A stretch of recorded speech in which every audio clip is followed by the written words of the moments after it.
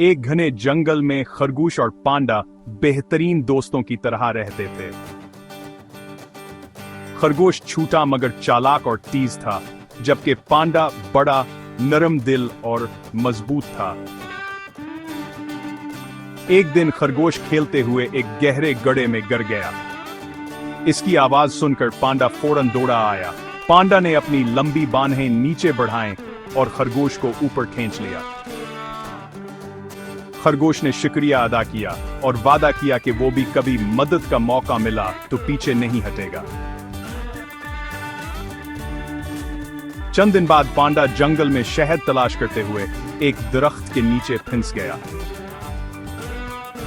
दरख्त का तना भारी था और पांडा अकेला बाहर न निकल सका। खरगोश ने फौरन दूसरे जानवरों को बुलाया और सबने मिलकर दरख्त हटाया।